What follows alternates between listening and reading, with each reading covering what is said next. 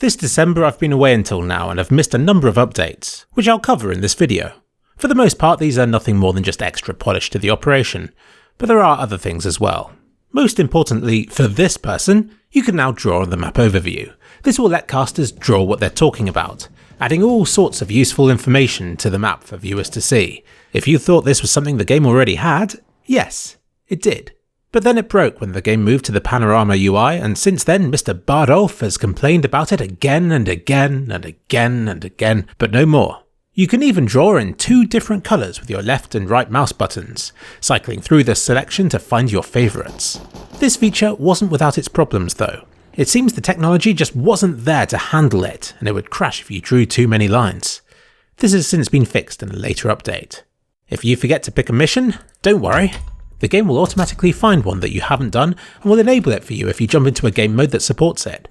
For instance, if you jump into Deathmatch and don't have a Deathmatch mission selected, it will find one for you that you haven't already done. It might sound like it's forcing you to work on something that you don't want to, but instead it's better just to imagine that it's offering you a way to progress in some way instead of not being there at all. And adjustments have been made to the new end of match accolades. I assume to prioritise more interesting ones instead of the obvious ones like purple player let his team down in 30 consecutive rounds. Suitably for this time of year, CSGO has been given some Christmas cheer in the form of falling snow on the menu, throwable snowballs, wrapped up bombs and festive chickens. All nice, but not exactly worth getting that excited about. You can carry up to 3 snowballs at a time and they behave just like grenades do. If you're hit by one, it will temporarily obstruct your vision and will deal 5 damage. You can replenish your supply at buy zones from the stack. You can also pick them up from snowy surfaces. Here I am, picking one up in Office, even when it's set to competitive mode. Much to Bez the Bot Whisperer's delight, bots have been improved for upcoming Guardian missions, though Valve even hints that these improvements can be used by community modders. They had already added some setup grenade spots within the bot configs, though I wondered if that was just to enable the mission where you had to throw strategic grenades on Mirage. But it looks like this update adds additional commands like coordinated buys, more setup grenades, and numerous tweaks to how they'll behave in Guardian game mode, along with adjustments to how their difficulty levels will be altered depending on how the players are doing and so on. I see a number of strat names relating to Nukes and Vertigo's Bombsite A entrances. Get ready for that. I like to think that this is Valve building up to developing bots into decent support players, but at the moment all these adjustments are very specific to certain spots in Guardian mode, so I won't get my hopes up. It's well known that some of the new custom player models blend into the backgrounds. I made a whole video discussing this along with what Valve could do about it, and from these updates it seems that Valve is addressing the issue by adjusting the problem models and map areas. The problematic camouflaged models have decorated themselves in brighter and more contrasted colours. They also removed this problem shrub to get rid of one of the spots the models could hide in front of.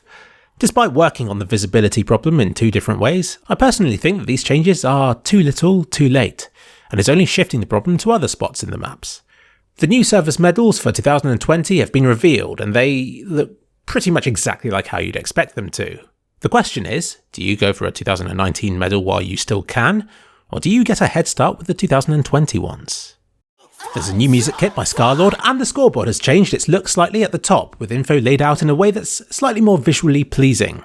Rather worryingly, there's a new feature to stop demos from being fast-forwarded, but it doesn't yet apply to Overwatch demos. Which is a relief, because although you're meant to watch the whole thing through on full alert, there are inevitably going to be times when you'll have to sit through about a minute of inactivity because they're at the other side of the map from everything else. Another change to the demos now lets you whitelist specific Steam IDs that you'd like to be able to hear voice playbacks from, just in case you want to mute that guy breathing into the microphone or recording. They've patched up a command that could be used to make your character model appear to lag. I suffered games where this was used and it made them pretty much impossible to hit, but hopefully not anymore. I said in a previous video that I was interested to see how a community member would go about updating a Danger Zone map, and now Jungle has received its first big bug fix update with all sorts of things. Good on its maker for keeping on top of it. Don't forget to report any other issues with the map so they can also be fixed, and you too may get your name featured in the change notes.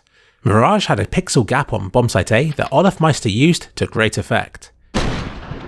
This has also been patched. When an update rolls out, you'll no longer have to delve into the update logs to find out what's changed. The game will now show a pop-up when you first load it, with a brief summary of what's happened. So that's it. Apologies for being away, but I'm back now.